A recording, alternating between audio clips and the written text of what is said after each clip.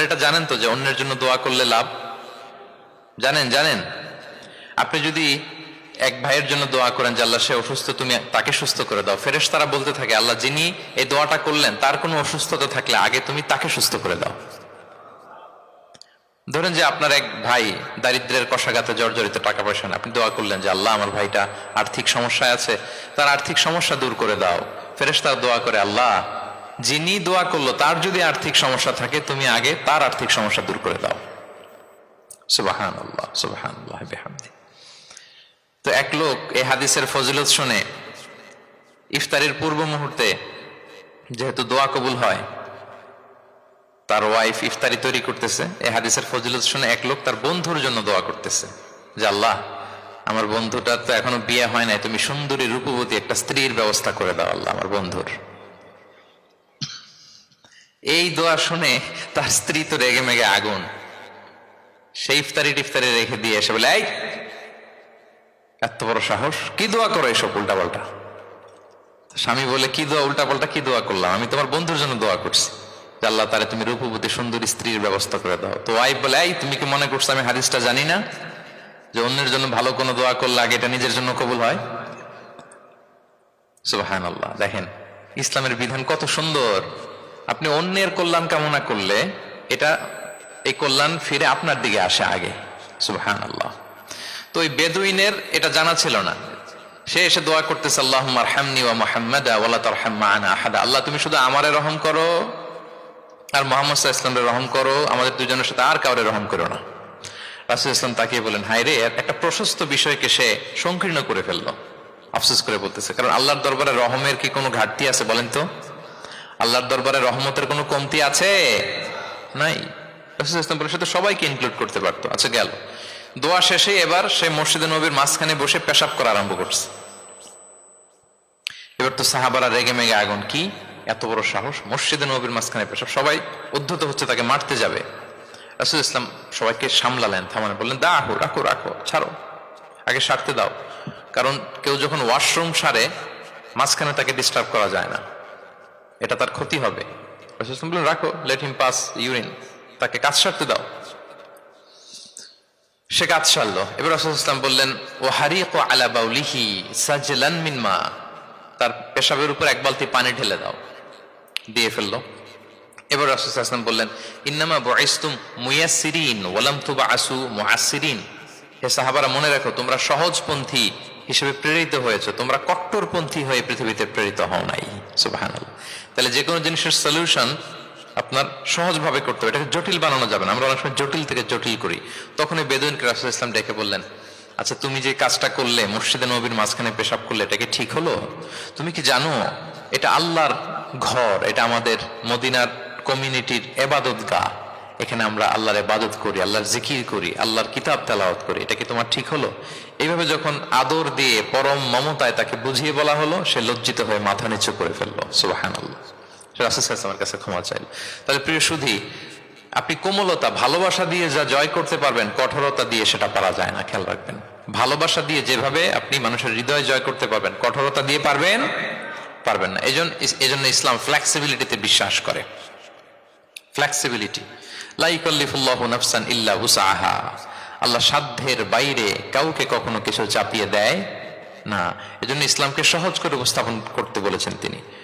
মুআয ইবনে জাবাল রাদিয়াল্লাহু তাআলা আনহুকে রাসূল সাল্লাল্লাহু আলাইহি ওয়াসাল্লাম একবার ইমাম বানিয়ে পাঠালেন একটা এলাকায়। তো ওই এলাকার লোকেরা ছিল শ্রমজীবী সাহাবী, শ্রমজীবী। উট ব্যবহার করে সেখান থেকে কুয়া থেকে পানি নিয়ে খেজুর গাছের মধ্যে দিত। সারাদিন যখন কষ্ট করতো, হার্ড ওয়ার্কিং করতো, বিকেলে ক্লান্ত হয়ে পড়তো। তো উনি মাগরিবের নামাজে সূরা বাকারা দিয়ে একবার তেলাওয়াত শুরু করলেন। সূরা বাকারা কোরআনের সবচাইতে ছোট সূরা নাকি সবচাইতে বড়?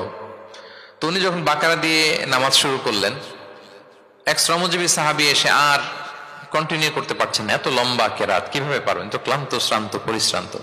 উনি রেগে নামাজ ছেড়ে দিয়ে একা একা নামাজ পড়ে রাসূল সাল্লাল্লাহু আলাইহি ওয়াসাল্লামের কাছে যে অভিযোগ করলেন, নালিশ করলেন। বললেন ইয়া রাসূলুল্লাহ, দেখেন এমন একজনকে ইমাম করে আমাদের এলাকায় অ্যাসাইন করেছেন, উনি মাগরিবের নামাজে পড়তেছেন সূরা বাকারা, আর আমরা সবাই শ্রমজীবী কৃষিজীবী মানুষ। রাসূল সাল্লাল্লাহু আলাইহি ওয়াসাল্লাম রেগে গেলেন। মুআয ইবনে জাবালকে ডেকে বললেন মুআয আফাতানুন আনতা ইয়া মুআয, তুমি কি ফিতনা ছড়াচ্ছ সমাজে? তোমাকে পাঠিয়েছি কমিউনিটির ইউনিটি ধরে রাখার জন্য। আফাত্তানুন আনতা ইয়া মুআয, হে মুআয তুমি কি সাব্বিহ ইসমা রাব্বিকাল আ'লা এই সূরা পারো না? ওয়াশ-শামসি ওয়া দুহাহা এই সূরাটা পারো না? ওয়াদ-দুহা ওয়াল লাইলি ইযা সাজা এটা মুখস্থ নাই? এই ছোট ছোট সূরাগুলো থাকতে তুমি বাকারা দিয়ে পড়তে গেলা কেন? সুবহানাল্লাহ, সুবহানাল্লাহ, আল্লাহু আকবার। দেখেন ইসলাম কতটা ফ্লেক্সিবিলিটিতে বিশ্বাসী। সহজ সহজ করে ইসলাম সবকিছু উপস্থাপন করে। এজন্য নন মুসলিমরা যখন দেখে যে ইসলামের মধ্যে এরকম ফ্লেক্সিবিলিটি আছে, তারা ইসলামের প্রতি আকৃষ্ট হয়। আলহামদুলিল্লাহ। আচ্ছা বলেন তো, বিয়েতে মোহরানা দেয়া কি? সবাই বলুন। একজন বলছে ফরজ। সবাই বলুন, বিয়েতে মোহরানা দেয়া কি? ওয়া আতুন নিসাআ সাদাকাতিহিন্না নিহলা, সানন্দ চিত্তে স্বামীদেরকে আল্লাহ বলছেন তোমরা তোমাদের মোহরানা ডৌরি দিয়ে দাও। দিতেই হবে, অনেকে এটা দেয় না, ঠিক না, দিয়ে দিতে হবে। তো দেয়া ফরজ। মোহরানা দেওয়ার মতো অর্থ এক সাহাবীর নাই। এক সাহাবী বলেন, ইয়া রাসূলুল্লাহ বিয়ে করব, মোহরানা আছে? নাই। তো না থাকলে কি বিয়ে করবা কি করে? এখন যাকে পছন্দ করছে ওই নারীকে জিজ্ঞেস করতেছে, তুমি কি কোরআন পারো? মেয়ে বলে, না আমি তো কোরআন পারি না। তো যিনি যে সাহাবী বিয়ে করবেন ওনাকে বলেন, তুমি কোরআন পারো? হ্যাঁ আমি তো অনেকগুলো সূরা পারি। তখন রাসূলুল্লাহ সাল্লাল্লাহু আলাইহি ওয়াসাল্লাম ওই কন্যাকে, মেয়েকে ডেকে বলল যে তুমি তো সূরা পারো না, তোমার হবু হাজবেন্ড অনেকগুলো কোরআনের সূরা পারে, তো তোমাকে তোমার স্বামী প্রতিদিন কিছু না কিছু সূরা মুখস্থ করাই দিবে, এটাই হয়ে যাবে তোমার বিয়ের মোহর। তাহলে বলেন তো সহজ না কঠিন? ওযু করে নামাজ পড়া কি? সবাই বলুন। ফরজ। কিন্তু ধরেন ওযুর পানি নাই, তখন তায়াম্মুম করে পড়লেও কবুল করবে কে? আল কিয়াম ফিস সালাত, দাঁড়িয়ে নামাজ পড়া কি? ফরজ। দাঁড়াতে পারছেন না, বসে বসে পড়লে কবুল করবে কে? বসতেও পারেন না, শুয়ে পড়লেও কবুল করবে কে? তাহলে বলেন তো ইসলামের বিধান কি কঠিন না সহজ? ফ্লেক্সিবিলিটি আর তাইসির। ইসলামের এই ফিচারটার কারণে, এই বৈশিষ্ট্যের কারণে অমুসলিমরা ইসলামের প্রতি আকৃষ্ট হয়, যে ইসলামের বিধানগুলো এত ফ্লেক্সিবল।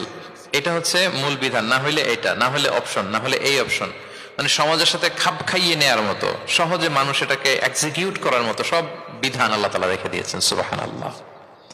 তাহলে এই বিষয়গুলোর কারণে মুসলিমরা ইসলামের প্রতি আকৃষ্ট হয়। দ্য ফাস্টেস্ট গ্রোয়িং রিলিজিয়ন, মূল যে টপিক, মনে আছে তো আপনাদের? তাহলে তিনটা কারণ অলরেডি বলে ফেলেছি, আরো দুইটা বলবো, বলে শেষ করে দিব। এর মধ্যে প্রথমটা কি ছিল? ইসলাম ধর্মটা কেমন? ন্যাচারাল, ভেরি ন্যাচারাল রিলিজন, দীনুল ফিতরা। 2 নম্বরে সার্বজনীন, দ্য ইউনিভার্সালিটি অফ ইসলাম, আল উমুম, এটা সবার জন্য এই ধর্মটা। 3 নম্বরে কি বললাম? ফ্লেক্সিবিলিটি। ইসলাম খুব ফ্লেক্সিবল, এটা সহজে মানা যায়, সহজে এটাকে পালন করা যায়, এজন্য অমুসলিমরা আকৃষ্ট হয়। 4 নম্বর হচ্ছে ব্যালেন্সড অ্যাপ্রোচ অফ ইসলাম। ইসলামের বিধানগুলো খুবই ব্যালেন্সড, ভারসাম্যপূর্ণ আর কি। এর মধ্যে পরিমিতি বোধ আছে, ভারসাম্য বোধ আছে, এটা ব্যালেন্সড। এই কারণে ইসলামের প্রতি মানুষ আকৃষ্ট হয়। এখানে বাড়াবাড়িও নাই, ছাড়াছাড়িও নাই, মাঝামাঝি। বাড়াবাড়িও নাই, ছাড়াছাড়িও নাই। আমার সাথে সাথে বলেন, কি নাই? বাড়াবাড়িও নাই, আর কি নাই? ছাড়াছাড়িও নাই, বরং মাঝামাঝি, ব্যালেন্সড অ্যাপ্রোচ। ইসলামের সবকিছু দেখবেন ব্যালেন্সড। وَكَذَلِكَ جَعَلْنَاكُمْ أُمَّةً وَسَطًا لِتَكُونُوا شُهَدَاءَ عَلَى النَّاسِ وَيَكُونَ الرَّسُولُ عَلَيْكُمْ شَهِيدًا। অনুরূপভাবে আমি তোমাদেরকে ব্যালেন্স জাতি বা মধ্যমপন্থী জাতি হিসেবে তোমাদেরকে পৃথিবীতে প্রেরণ করেছি, যাতে করে তোমরা অন্য জাতির উপর সাক্ষী হতে পারো, আর নবী হতে পারেন তোমাদের উপর সাক্ষী। তাহলে আমাদের ধর্মটা খুবই ভারসাম্যপূর্ণ, খুবই কি ভারসাম্যপূর্ণ। বাড়াবাড়িও নাই, ছাড়াছাড়িও নাই। দেখেন বিশ্বাসীদের বৈশিষ্ট্যের কথা বলতে যে আল্লাহ তাআলা বলছেন, ওয়াল্লাযীনা ইযা আনফাকু লাম ইউসরিফু ওয়া লাম ইয়াকতুরু ওয়া কানা বাইনা যালিকা কাওয়ামা।